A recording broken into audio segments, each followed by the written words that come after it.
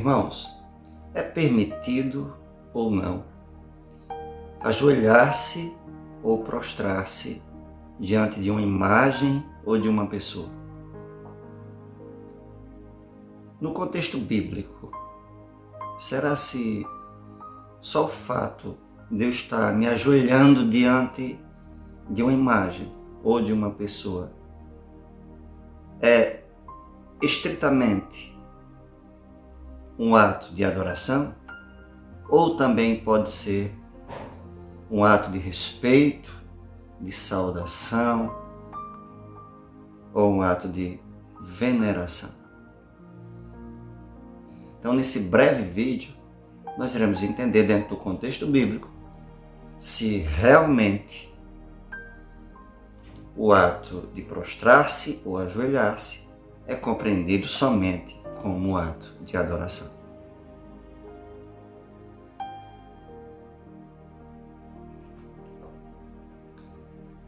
A maioria das vezes, no contexto bíblico, ajoelhar-se ou prostrar-se não significa somente adoração, mas sim veneração, homenagem, respeito e saudação.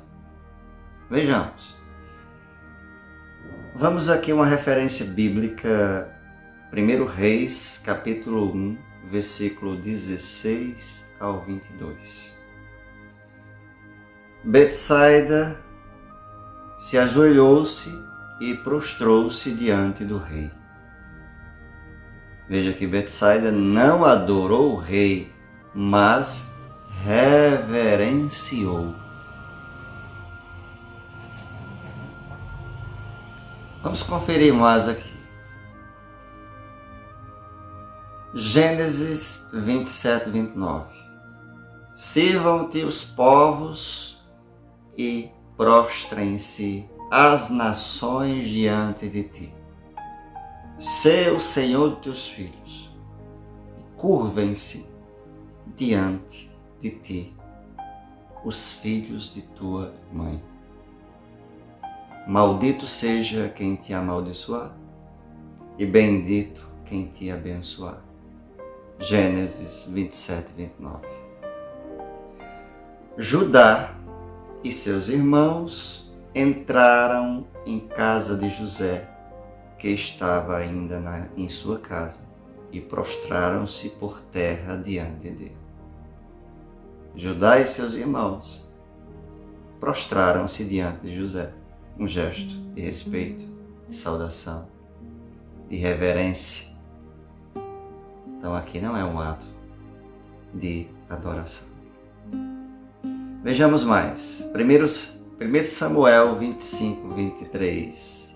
Quando Abigail avistou Davi, ele desceu prontamente do jumento e prostrou-se com o rosto por terra diante dele. Abigail prostrou-se por terra diante de Davi. No entanto, ele não estava adorando Davi. Estava respeitando, honrando, reverenciando. Vejamos outras passagens. 2 Samuel 14, 4. Capítulo 14, versículo 4. A mulher veio, pois, de Tecoa, e apresentou-se ao rei, dizendo: Salva-me, ó rei, salva-me.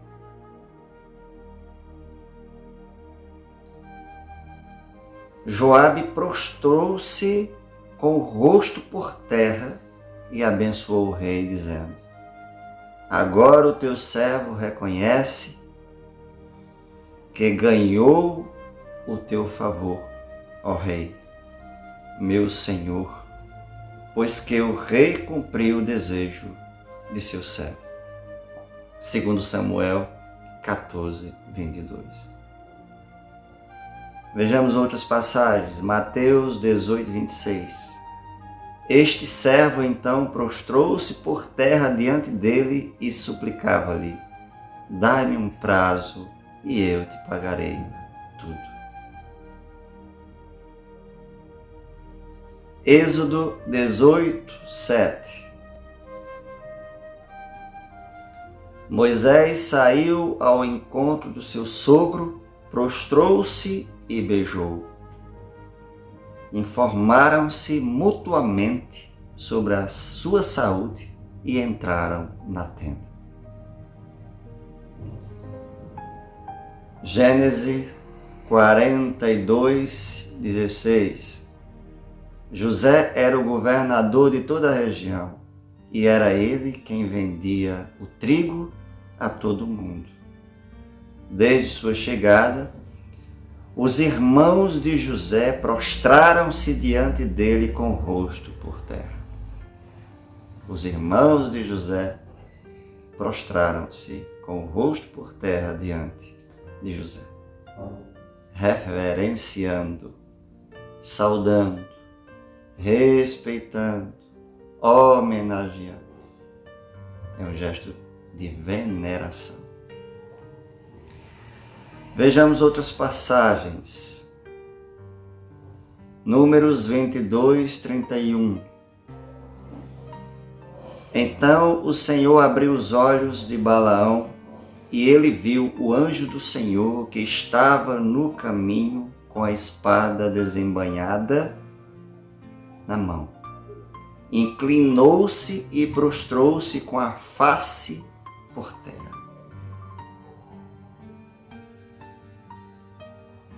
Números 22, 31.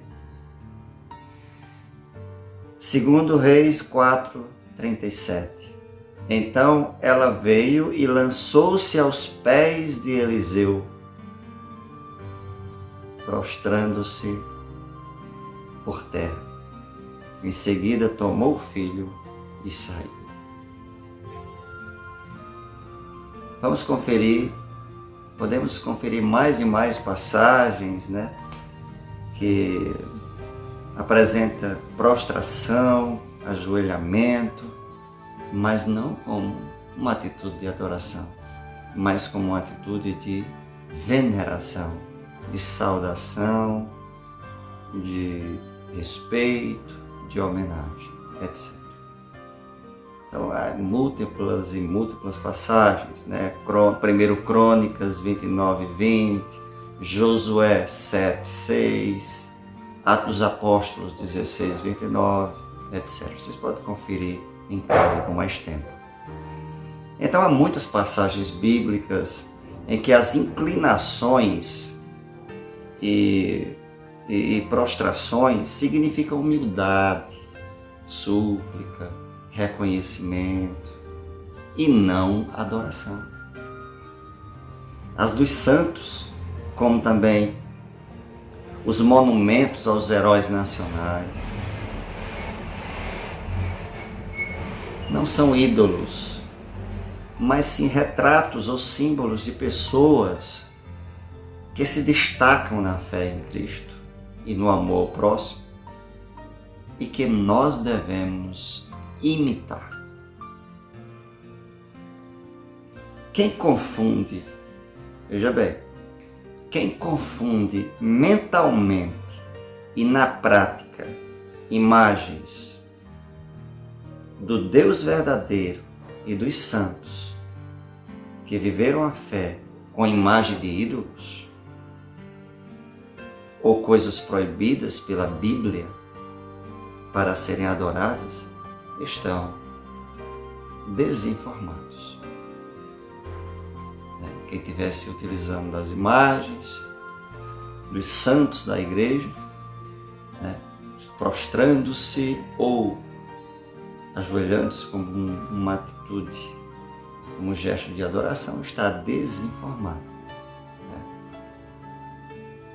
Então, é claro que nem sempre prostrar-se, nem sempre ajoelhar-se é um ato de adoração. Depende do significado que eu estou dando àquela pessoa ou àquela imagem que estou me ajoelhando ou me prostrando. se é um ídolo ou se é um ícone para mim. Então, pois a honra devolvida nas santas imagens é uma veneração respeitosa, não uma adoração, pois esta convém unicamente a Deus. A igreja só adora a Deus. A adoração da igreja é Eucaristia, ao Santíssimo Sacramento, em virtude daquela palavra que Jesus disse: onde 2 ou 3 estiver reunidos, eu estarei presente. As imagens, portanto, são usadas nas igrejas para lembrar o Deus verdadeiro, os anjos ou os santos reais que viveram a fé. Não são inspirações pagãs, como era lá no contexto politeísta do Antigo Testamento, copiadas ali pelo paganismo romano ou grego,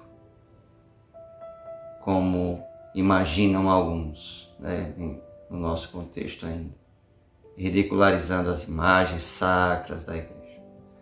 Mas são copiadas da Bíblia, imagens que Deus mandou fabricar. Tem fundamentos bíblicos. Se Deus mandou quebrar algumas imagens, especialmente lá o bezerro de ouro, é porque estavam tendo aquela imagem como ídolo. Estavam colocando no lugar de Deus. Caso contrário, não tem proibição nenhuma. Deus mandou Moisés erguer uma serpente de bronze para que ali todos que olhassem pudessem ser curados de uma enfermidade que estava ali assolando aquela população, aquele povo. Quem olhou foi curado, quem não olhou se perdeu. Deus mandou fazer. Salomão e entre outros. Então, negar todas as imagens em geral e distintamente é desconhecer passagens da Escritura. Eu não posso negar todas as imagens em geral e indistintamente, não. Porque existe passagem nas Escrituras que Deus manda fazer. E o problema está justamente no significado que eu dou àquela imagem. E para finalizar, uma referência muito forte aqui na Bíblia, Êxodo 25, 22. Deus, ele não só mandou fazer as imagens, mas prometeu até falar por meio das imagens. Vejamos em Êxodo 25, 22. E ali virei a ti e falarei contigo de cima do propiciatório. Propiciatório que é do meio das imagens, dos querubins, que estão sobre a arca do testamento. Tudo o que eu te ordenar para os filhos de Israel. Deus prometeu falar por meio das imagens. E ali virei a ti e falarei contigo de cima do propiciatório, ou seja, das imagens dos querubins que estão sobre a arca do testamento. Tudo o que eu te ordenar para os filhos de Israel. Êxodo 25, 22. Na arca da aliança foram colocadas imagens de querubins em volta da arca e Deus prometeu falar por meio das imagens. Então, amados irmãos e irmãs, respondendo à pergunta lá no início do vídeo, dentro do contexto bíblico, não é proibido, nem na Bíblia, nem na tradição oral que veio antes da Bíblia. Em contexto nenhum é proibido ajoelhar diante de uma imagem ou de uma pessoa. Porque no contexto bíblico, o ato de ajoelhar ou de prostrar-se, pode também significar veneração, saudação, respeito, homenagem, etc. Não só adoração. Então ficou claro aqui que continuemos rezando diante das nossas imagens, diante dos santos e se ajoelhando também. Porque nós não os temos como um Deus, como um ídolo. Que o tenhamos igual ao Salomão, a Moisés, que seguiu a ordem de Deus para construir as imagens. E outros personagens da Sagrada Escritura. Continuemos a rezar diante das imagens com toda a convicção de fé e de que Deus nos escuta por meio da intercessão dos santos ao qual rezamos. Assim seja. Louvado seja nosso Senhor Jesus Cristo.